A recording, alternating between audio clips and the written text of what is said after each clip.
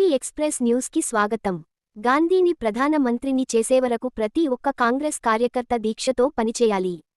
సంగారెడ్డి పట్టణంలో జరిగిన తెలంగాణ ఆదివాసీ కాంగ్రెస్ బునియాది కార్యకర్త సమ్మేళనంలో పిలుపునిచ్చిన టీజీఐఐసీ చైర్పర్సన్ నిర్మలా జగ్గారెడ్డి, సంగారెడ్డిలో గిరిజన కార్పొరేషన్ చైర్మన్, నేషనల్ ఆదివాసీ కాంగ్రెస్ వైస్ చైర్మన్ బెల్లయ్య నాయక్ ఆధ్వర్యంలో ఆదివాసీ కాంగ్రెస్ కార్యకర్తల శిక్షణా తరగతులు, ఆదివాసీ కార్యకర్తలు, నాయకుల దేశవ్యాప్త శిక్షణా తరగతుల్లో భాగంగా శనివారం ఉమ్మడి మెదక్ జిల్లా శిక్షణా తరగతులు సంగారెడ్డి పట్టణంలోని పిఎస్ఆర్ గార్డెన్లో జరిగాయి. గిరిజన కార్పొరేషన్ చైర్మన్, నేషనల్ ఆదివాసీ కాంగ్రెస్ వైస్ చైర్మన్ బెల్లయ్య నాయక్ ఆధ్వర్యంలో ఈ శిక్షణా తరగతులు జరిగాయి. 3 రోజుల పాటు జరిగే శిక్షణా తరగతులకు మొదటి రోజు టీజీఐఐసీ చైర్పర్సన్ నిర్మలా జగ్గారెడ్డి ముఖ్య అతిథిగా హాజరయ్యారు. ఈ సందర్భంగా నిర్మలా జగ్గారెడ్డి మాట్లాడుతూ, మహిళలకు 50% స్థానం ఉండాలని, ఇక ముందు ఎక్కడ శిక్షణ తరగతులు ఏర్పాటు చేసిన మహిళలను ఉండేలా చూడాలని అన్నారు. త్వరలో జిల్లా కమిటీలు ఏర్పాటు చేసే అవకాశం ఉందని, అందులో కూడా 30 మంది మహిళలు ఉండేలా చూడాలని, 10 మంది ఎస్సీ, ఎస్టీ మహిళలకు అవకాశం దక్కేలా నిర్ణయం తీసుకోవాలని అన్నారు.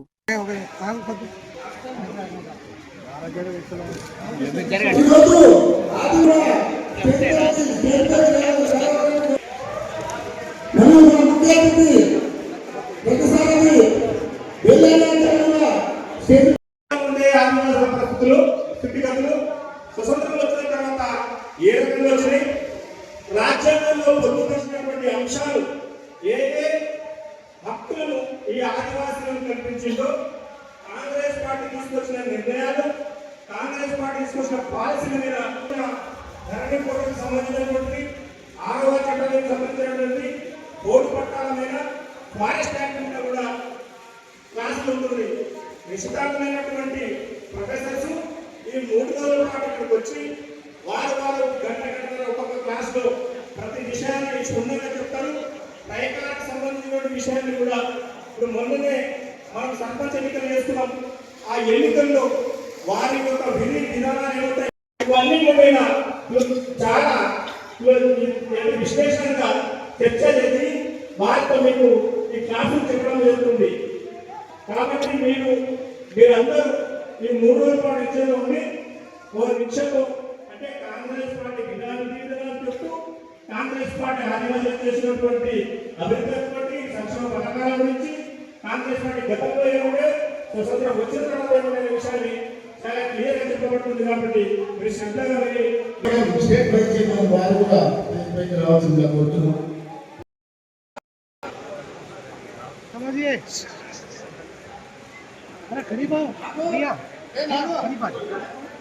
ओके बाबू इधर देखो,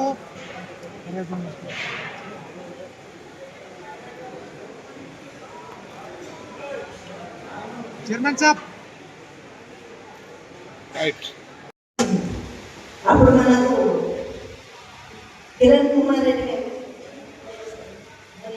అప్పుడున్న ముఖ్యమంత్రి రెండుసార్లు సెకండ్ టైం ఓడిపోయిన తర్వాత చాలా సీరియస్ గా ఆలోచించి ఎక్కడ లోపం జరుగుతుంది, మన బేసిక్ వర్గాలైనటువంటి ఎస్సీలు, ఎస్టీలు, బీసీలు పార్టీకి ఎందుకు దూరం అవుతున్నారు, మైనారిటీలు పార్టీకి ఎందుకు దూరం అవుతున్నారు. టీపీసీసీ వర్కింగ్ ప్రెసిడెంట్ అనంతకృష్ణ గారికి స్టేట్ పై కావాల్సిందిగా కోరుతున్నాం.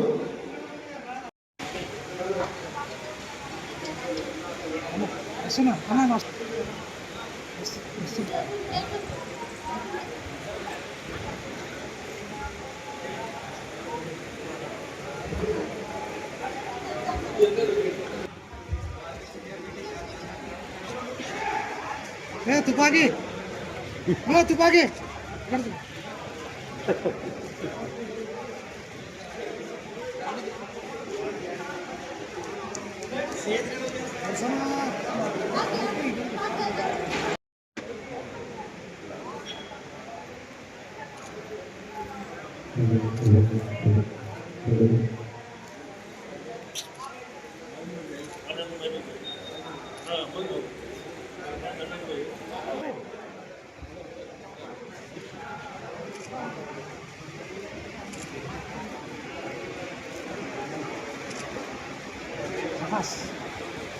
अरे इधर आ मोती మోదీ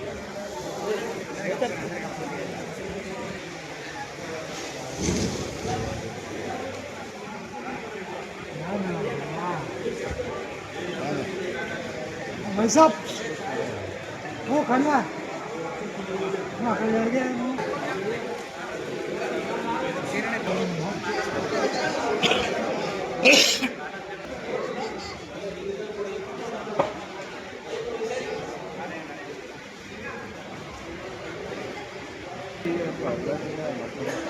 కాంగ్రెస్.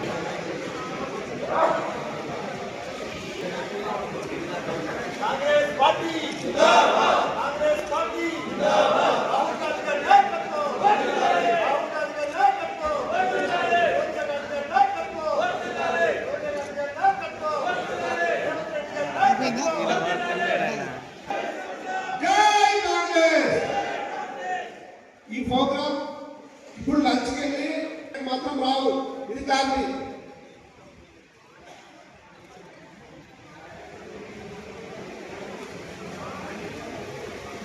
బాబు ఎవరే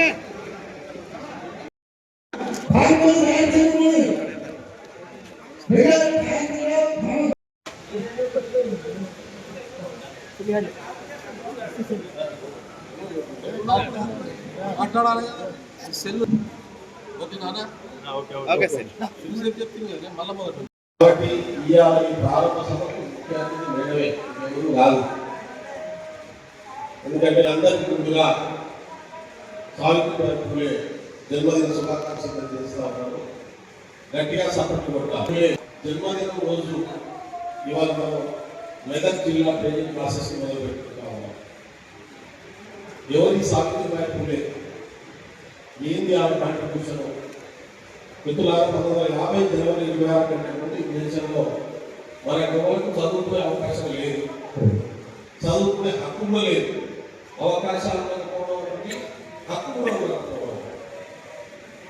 అందుకంటే ముందు బ్రిటిష్ పాలిస్తున్నటువంటి క్రమంలో కూడా ఈ దేశంలో ఎస్టీలకు, ఎస్సీలకు, బీసీలకు, అగ్రకులాల్లో ఉన్న మహిళలకు కూడా చదువుకునేటటువంటి హక్కు లేదు.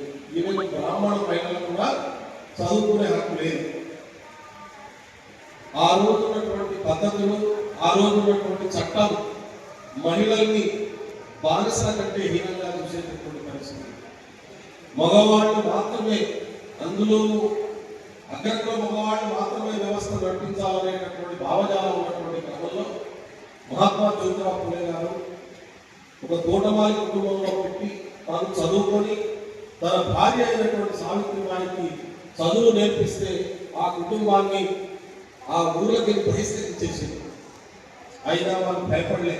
భార్యాభర్తలు ఇద్దరు పోయి ఊరవతల గుడిసె కట్టుకొని ఆ గుడిసెలోనే చదువు, మహిళలకు చదువు నేర్పేటటువంటి కార్యక్రమాలు మొదలుపెట్టారు.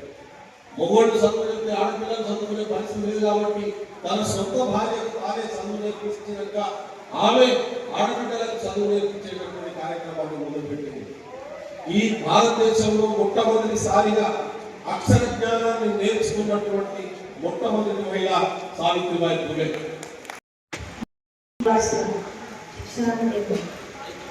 మరి ఇచ్చేసిన పెద్దల గౌరవనీయులు, మరి నేషనల్ వైస్ ఇన్ఛార్జి, అలాగే స్టేట్ ప్రెసిడెంట్ నల్ల నాయక్ గారికి స్వాగతం. సంగారెడ్డి జిల్లా ఉమ్మడి జిల్లాలో వచ్చినటువంటి స్వాగతం తెలియజేస్తూ మరి క్లుప్తంగా వివరించారు. ఈ కార్యక్రమం ఏంటిది, ఏం జరగబోతుంది, మనం ఎలా ఉండాలి, ఎలా నడుచుకోవాలి, క్రమశిక్షణ నేర్పే ఈ కార్యక్రమం. ముఖ్యంగా మరి ఆదివాసుల కోసమే ఏర్పాటు చేసిన Rahul Gandhi ASC committee members కూడా అందరికీ కూడా నేను కృతజ్ఞత తెలియజేసుకుంటున్నాను. అలాగే లింగం గారిని, సిడిసి సంగారెడ్డి మార్కెట్ చైర్మన్ కూడా ఉన్నారు.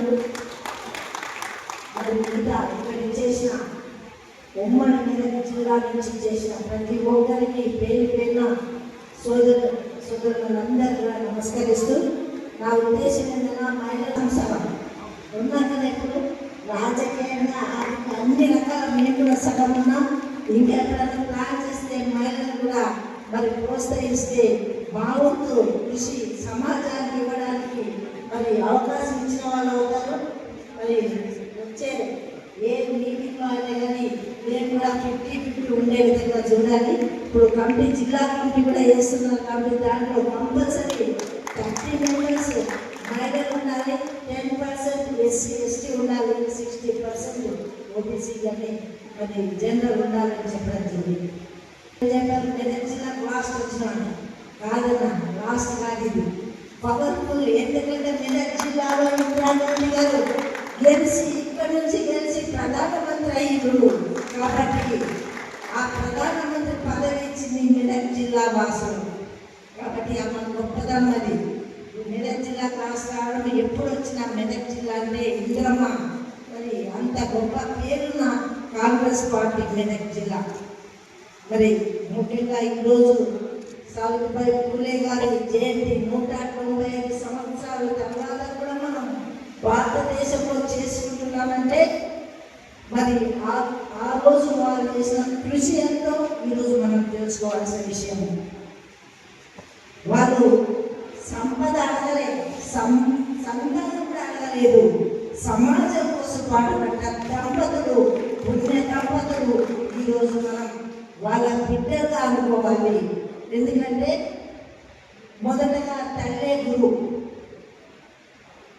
ఆడ జన్మ అంటే ఈరోజు భయపడుతున్నారు కానీ అదృష్టం ఎంతో అదృష్టం అంటే ఆడ జన్మ అవుతుంది. మీరు లేదా మేము లేము, మేము లేదా మీరు లేరు కానీ ఎక్కువ మాకు ఆలోచన ఎక్కువే. కానీ మమ్మల్ని బంధించి అప్పుడున్న ఆచారాల ప్రకారం ఆడవాళ్ళను 4 గోడలకే బంధించేసింది. 4 మూలలు తిరగొద్దు, నలుగురితో మాట్లాడద్దు, నలుగురితో నవ్వద్దు అని కట్టి బంధన పెట్టి మరి మమ్మల్ని ఎదగకుండా చేసింది. మరి ఈరోజు ఇంత స్వతంత్రం వచ్చింది. కలెక్టర్ అవుతున్నారు, యాక్టర్ అవుతున్నారు, మరి డాక్టర్లు అవుతున్నారు, చిన్న చిన్న ఉద్యోగాలు కూడా ఈరోజు చేస్తున్నారు మహిళలు. అంటే ఆ పుణ్యం అంతా సావిత్రి గారు పూలేదే.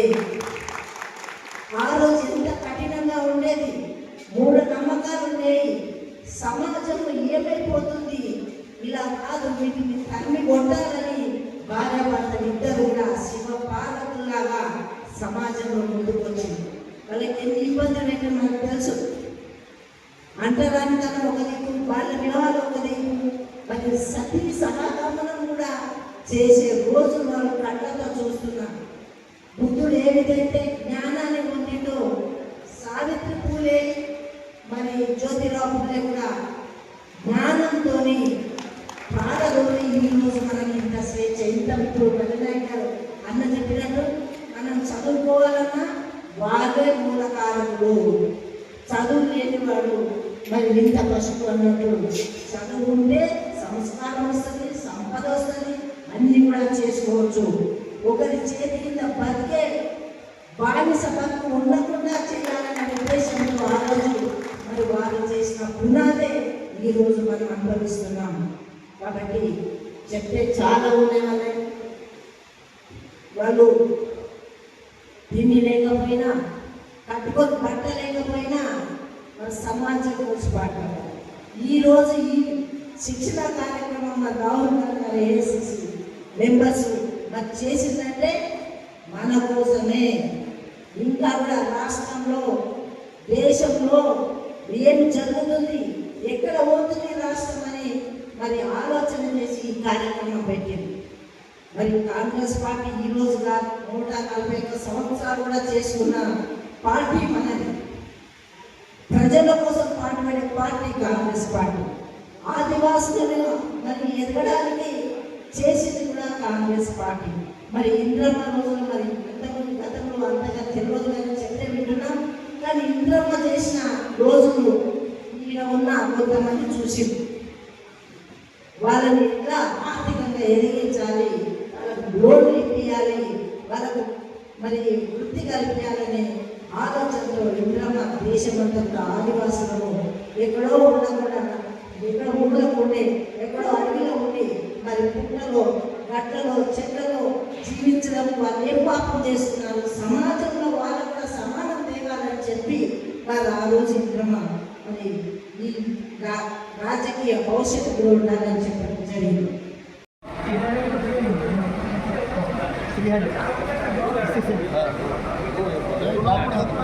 మాట్లాడాలి కదా సెల్లు నాయకులతో ఎవరు లేరంటావు. ఓకే నాన్న.